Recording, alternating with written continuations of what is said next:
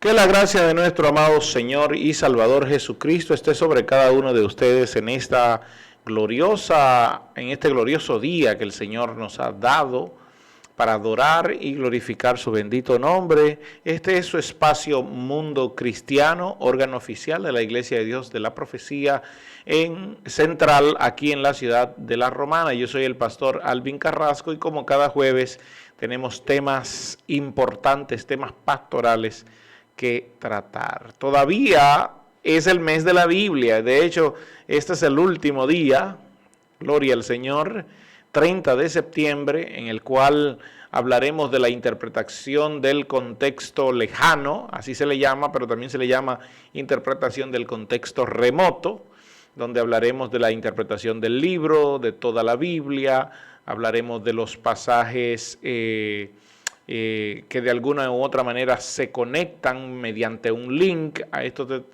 también se le llama paralelo, ¿ok? Entonces el día de hoy hablaremos sobre esto. Antes déjeme darle algunas informaciones.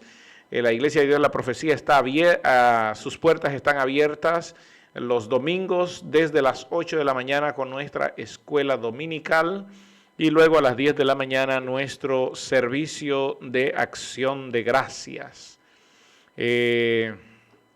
Los martes, verdades bíblicas, en la que exponemos las verdades bíblicas, las verdades a la luz de la palabra de Dios, y también desnudamos aquellas que no son verdad.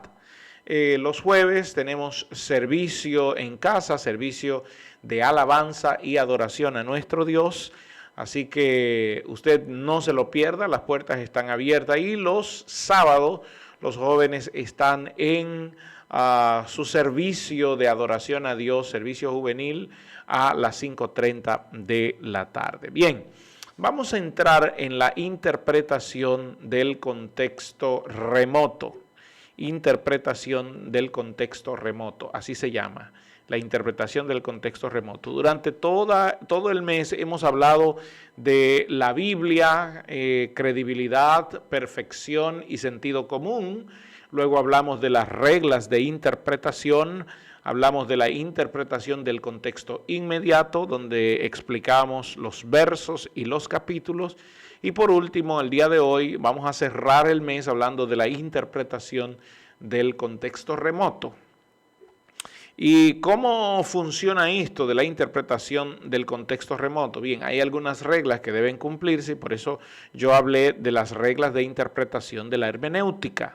Hablé de la hermenéutica y hablé de las condiciones que debía tener un intérprete para cumplir estos temas de interpretación de la Biblia. Hoy tenemos mucho trabajo para poder entender el tema de la interpretación del contexto lejano. Y hay que cumplir lo que se conoce como la ley del contexto. La ley del contexto.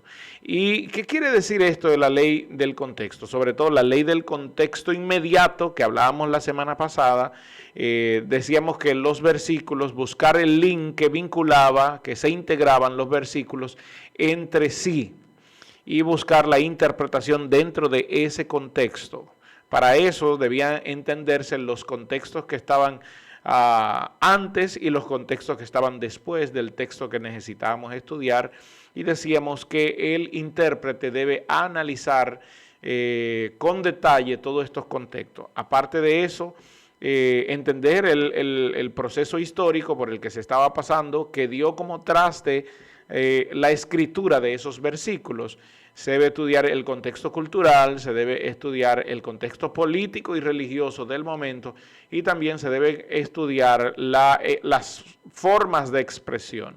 Yo decía la semana pasada que no es lo mismo interpretar un libro histórico a la interpretación de una carta general.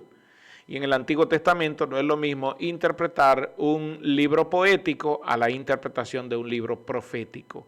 Es decir, cada libro tiene su propia interpretación, pero cada estilo incluso tiene su propia interpretación. No es lo mismo interpretar una alegoría que interpretar una metáfora que usa Pablo. Pablo suele usar muchas metáforas y entonces no es lo mismo la interpretación entre las figuras retóricas, porque la Biblia está llena incluso de figuras retóricas. Ahora, dentro del contexto remoto hay una gran diferencia aquí. Mire que he hecho toda la introducción para poder llevar todo esto al sentir del contexto remoto, también se le llama contexto distante o contexto lejano. ¿Y qué es esto?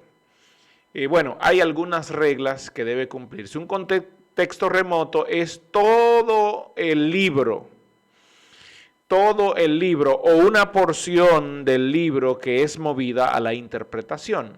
Por ejemplo, tú no tomas un verso sin entender primero el objetivo total del libro o el objetivo total de toda la Biblia. ¿Ok? Porque el verso no puede separarse de su contexto. Si no podemos separarlo del contexto inmediato, mucho menos podemos separarlo del contexto remoto, porque entonces no tendría sentido la palabra de Dios, ese extracto de la palabra no tendría sentido si lo separamos de su complemento total. Todos los libros o epístolas escritos por el mismo autor también deben linkearse. Digo linkearse porque es una palabra muy usada, pero debe haber entre ellos cierta relación. Y entonces el contexto remoto lo que busca es esa cierta relación que existen entre los escritos también de un escritor, así como existen los escritos en un solo libro. Pero también debe haber cierta relación en el escrito que estamos estudiando con toda la Biblia. Y entonces aquí el contexto remoto lo que busca es conseguir, valga la redundancia, conseguir esa relación y poder explicarla. Y voy a dar algunos ejemplos de contexto remoto para llevarlo a la práctica. Por ejemplo, el libro de Colosenses. Me encanta el libro de Colosenses porque tiene un componente bastante amplio. Para poder entender el libro de Colosenses y poder entender lo que, por ejemplo, el apóstol Pablo escribe a los colosenses en el capítulo 1, desde el verso 15 en adelante, donde él habla de la preeminencia de Cristo, Pablo dice en el versículo 15, Él es la imagen del Dios invisible, el primogénito de toda creación. Versículo 16 dice, porque en Él fueron creadas todas las cosas. Y aquí me detengo. Pastor, ¿cómo podemos ver el contexto remoto en esta cita? Del contexto remoto podemos hacer un paralelo, porque el contexto remoto tiene que ver también con el paralelo bíblico. Podemos hacer un paralelo exacto con lo que Juan capítulo 1 está señalando. Pablo aquí en Colosenses 1:16 dice, porque en Él fueron creadas todas las cosas. Si nos vamos a Juan capítulo 1, el versículo 11, fíjese lo que dice. A los suyos vino y los suyos no le recibieron, mas a todos los que le recibieron le dio potestad. A todos los que creen en su nombre le dio potestad de ser hechos hijos de Dios. Y esto de a lo suyo vino, está diciendo que él vino a lo que le pertenecía, a lo que era de él, a lo que fue creado en él. ¿Y cómo nos damos cuenta de eso? Si nosotros subimos un poco más arriba, dice en el versículo,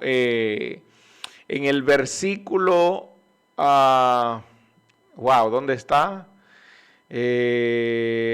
Versículo, más abajo, el verso 14 dice, aquel verbo fue hecho carne y habitó entre nosotros y vimos su gloria como gloria del unigénito del Padre, lleno de gracia y verdad. Y Juan dice, yo estoy dando testimonio de esto. Lo que señala aquí es que todas las cosas, el versículo 10 dice, en Él estaba y el mundo por Él fue hecho. Y eso es lo que el apóstol Pablo está señalando en Colosenses 1:16. Una vez más leo Colosenses 1:16 cuando dice, porque en Él fueron creadas todas las cosas. Ese es el primer contexto remoto. Pablo está al igual que Juan, los dos están llevando un solo contenido, un solo contexto, dando un solo mensaje. Y aquí entonces debemos alejarnos un poquito más para ver un contexto remoto más amplio. ¿Por qué? Y entra la pregunta, ¿por qué el apóstol Pablo está hablando de eso? Primero, Pablo estaba preso en Roma. Segundo, el pastor de Colosas se llamaba Epafras. Y Epafras tuvo que viajar desde Colosa a Roma aproximadamente unos 4.000 kilómetros, 4.000 millas, para llevarle a Pablo la noticia de que a la iglesia de Colosas habían entrado algunos que estaban pervirtiendo la verdad que ya la iglesia sabía y que estaban enseñando un evangelio diferente. Y dentro de ese evangelio que estaban enseñando decían, Jesucristo es el Hijo de Dios, decían, Jesucristo no es el Hijo de Dios, Él es un ángel, y como es un ángel, entonces es preferible adorar a todos los ángeles. Jesucristo no hizo una obra completa. Por eso, en el libro de Colosenses, el tema principal es Cristo es suficiente. Entonces, entendiendo todo el contexto que envuelve la respuesta que da Pablo, podemos otra vez leer Colosenses capítulo 1, versículo 15, que dice, óigame, Él es la imagen del Dios invisible para aquellos que dudaban que Jesucristo era un ángel y que Él no era Dios. El apóstol Pablo está diciendo, no hay duda con esto, Él es la imagen del Dios invisible y no solo eso, Él es el primogénito de toda la creación. Porque en Él fueron creadas todas las cosas, las que hay en los cielos, las que hay en la tierra, visibles e invisibles, sean tronos, sean dominios, sean principados, sean potestades, todo fue creado por medio de Él y para Él. Y aquí Pablo está sellando una verdad, la cual los colosenses estaban siendo obligados a abandonar. Ok, respiramos un poquito. Nos damos cuenta de la importancia del contexto remoto. Usted logra ver aquí que si no tenemos el contexto real de lo que está pasando y por qué el apóstol Pablo desde Roma le está escribiendo a la iglesia de Colosas, que queda a unas 4.000 millas de allí, de Roma, le está escribiendo todo esto para que ellos crean, para que ellos no se aparten de la verdad. Por eso en el verso 17 le dice, Jesús es antes que todas las cosas y todas las cosas en Él subsisten. Es decir, todo fue creado en Él. Y esto también hace un paralelo, viendo el contexto remoto, hace un paralelo con lo que dice Juan capítulo 1. Todo fue creado por Él y para Él. En el versículo 18 Pablo le dice, miren, Él es la cabeza del cuerpo que es la iglesia. Él es el principio, el primogénito de entre los muertos, el primero en ser resucitado por el poder de Dios. Es lo que Pablo está señalando. Él fue el primero al cual Dios levantó de los muertos por el Espíritu Santo. Pero usted me dirá, pastor, pero otros se levantaron. Sí, otros se levantaron por la palabra de Dios, otros se levantaron por tocar los huesos de los profetas, otros se levantaron porque Cristo lo ordenó, pero ninguno se levantó por sí solo. Cristo fue el primero que se levantó por sí solo porque, dice el apóstol Pablo, que el poder que resucitó a Cristo de los muertos también nos levantará a nosotros en aquel gran día, dice 2 de Corintios. Entonces, volvamos aquí. ¿Entendemos, amados hermanos, la importancia del contexto remoto? Bien, si no lo ha entendido, vamos a dar otro ejemplo, ¿ok? Vamos a buscar otro ejemplo. Números capítulo 25, versículo 2. Números capítulo 25, déjeme leerlo. Capítulo 25, aquí está, versículo 2. Mire lo que dice. Y está hablando aquí de la adoración que el pueblo estaba haciendo en Balpeor, a Baal. Moraba Israel en Sitín y el pueblo empezó a fornicar con las hijas de Moab, las cuales invitaban al pueblo a los sacrificios de sus dioses, y el pueblo comió y se inclinó a sus dioses. Ok, aquí entonces surge una pregunta para poder entender el contexto. La pregunta es, ¿cuál fue la causa por la que Israel comió y se inclinó a los dioses allí en Moab? Las moabitas, recuerden que Moab era hijo de la hija de Lot. Moab era hijo de Lot. Por lo tanto, ese pecado de Moab conduciría más adelante a que el pueblo de Dios pecara. Ok, bien. Vámonos entonces para poder entender esta pregunta, que cuál fue la causa por la que Israel comió y se inclinó a los dioses de Moab. Tenemos que irnos al capítulo 31, versículo 16 de Números, y también a Apocalipsis, capítulo 2, versículo 14. Y quiero leer Apocalipsis 2, versículo 14, porque allí está hablando de una mujer, le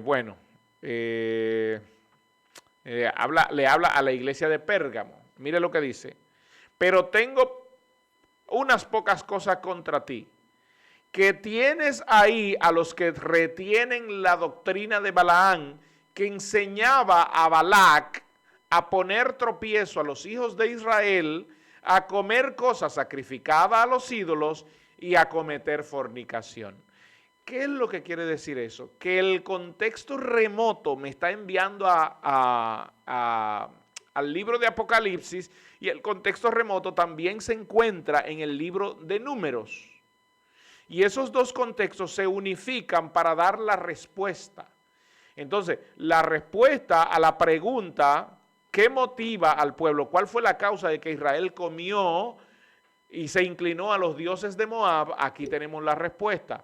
La insinuación de Balaán, que habló con Balac, rey de Moab, para que éste pueda darle al pueblo, para que éste pueda incitar al pueblo a que viera a las hijas de Moab, que eran hermosas, y entonces las hijas de Moab los llevaran a la corrupción y a la adoración a Dios. Gloria al Señor. Vamos a ver un segundo caso, otro caso. Estamos entendiendo el contexto remoto. Es decir, la Biblia se explica a sí misma. Lo que hay que entender pendiente son los contextos remotos. Y el contexto remoto puede estar en un libro y la segunda parte puede estar en otro. Veamos, por ejemplo, Génesis 18, del 20 a 25, y voy a hacer la pregunta. Quiero hacerlo rápido porque el tiempo se me va. ¿Por qué Abraham intercedió únicamente por Sodoma? Y esto es lo que declara Génesis 18, 20. ¿Por qué Abraham solamente intercedió únicamente por Sodoma y no por las otras ciudades de la llanura? Recuerden que no solo Sodoma fue destruida, sino que fueron destruidas otras ciudades. Ahora, ¿por qué solamente Abraham intercedió por Sodoma? ¿Por qué solo por Sodoma? El contexto remoto lo podemos ver en Génesis 13:12, en Génesis 14:12 y en 2 de Pedro 2, 6 y 7. Y yo quiero que vayamos a 2 de Pedro 2, 6 y 7 para que nosotros nos demos cuenta ahí de qué habla ese contexto remoto. 2 de Pedro 2, 6 y 7 dice: y si condenó por destrucción a las ciudades de Sodoma y Gomorra, reduciéndolas a ceniza y poniéndolas, por ejemplo, a los que habían de vivir impíamente, y libró al justo Lot, abrumado por la nefanda conducta de los malvados. Ok, y entonces aquí está la respuesta. ¿Por qué Abraham no oró por las otras ciudades y solamente oró por Sodoma? Porque allí en Sodoma vivía Lot. Abraham estaba básicamente intercediendo por Lot. Eso es lo que nos enseña el contexto remoto. El contexto distante, el contexto remoto, lo que nos dice es que Lot vivía allí en aquella ciudad y que Lot era sobrino de Abraham. Entonces, la razón por la que Abraham intercede por la ciudad es porque Lot vivía allí. ¿Se da cuenta la importancia de entender el contexto remoto, amados hermanos, y de usarlo en nuestras predicaciones o en nuestra enseñanza? La Biblia da su propia respuesta, lo único es que hay que buscarla. Y esto no se encuentra solo en una concordancia, se encuentra en el estudio completo de la palabra del Señor. Vamos a ver otro ejemplo de contexto remoto. Juan 21:15, libro según San Juan, Evangelio según San Juan, capítulo 21, versículo 15, donde el Señor le hace una pregunta a Pedro, cuando le dice así: cuando hubieron comido, Jesús dijo a Simón Pedro: Simón, hijo de Jonás, ¿me amas más que estos? Le respondió: sí, Señor, tú sabes que te amo. Y él le dijo: apacienta mis corderos. Y aquí entonces surge una pregunta. ¿Por qué el Señor le dijo a Pedro: ¿me amas más que estos? El contexto remoto nos lleva a Mateo 26, versículo 30 y 35, nos lleva también a Marcos 14, versículo 66 y 71. Yo quiero que vayamos a Marcos 14, versículos 66 y 71. Marcos 14, versículos 66. Mire lo que dice, versículos del 66 al 71, y aquí el Señor estaba advirtiéndole a Pedro, porque esto habla de la negación de Pedro. Pedro negó al Señor cuando le dijeron: pero yo te conozco. Le dijeron, él dice, versículo 67, mire lo que dice: y cuando vio Pedro que se calentaba, mirándole dijo: tú también estabas con Jesús el Nazareno. Mas él negó, diciendo: no le conozco, ni sé lo que me dices. Y salió a la entrada y cantó el gallo.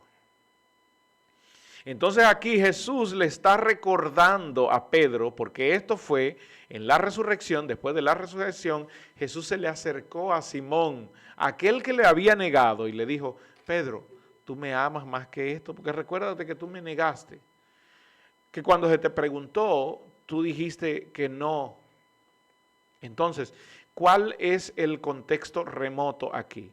Por este contexto conocemos que Pedro había negado en forma cobarde al Maestro Jesús, a pesar de haber dicho que en presencia de su compañero que lo amaba más que ellos, al decir que estaba listo para morir por el Señor y que nunca se iba a escandalizar. Entonces Jesús tiene la razón para preguntarle a Pedro: ¿me amas más que estos? Fíjense la importancia de entender un contexto remoto. Una vez más, la Biblia es su propio intérprete, amados. La Biblia no tiene la necesidad de que hagamos un estudio rompiéndonos la cabeza tratando de buscar qué es lo que realmente dice. Porque la Biblia en su contexto real, si lo sabemos buscar, si sabemos hurgar en ella, puede darnos la interpretación. Y esa es una regla a la cual siempre nos vamos a abrazar. La Biblia se interpreta a sí misma. La Biblia, lo único que deben hacer los verdaderos maestros de la Biblia es guiarnos a esa verdad. La Biblia, así como tiene regla de interpretación, también tiene contextos que pueden ser explicados en sí mismos. Pero si nosotros tomamos un versículo y lo sacamos de estos contextos, entonces el versículo se convierte en un pretexto. El versículo se convierte en una falsa doctrina. ¿Cuántas falsas doctrinas no han sido creadas por versículos mal interpretados en la palabra? Cuando la palabra de Dios, toda en su interior, todo en lo que es una sola, manifiesta un solo mensaje, y ese solo mensaje nos lleva a la cruz del Calvario. Yo termino por este día. Muchas gracias. Que la paz del Señor esté con ustedes.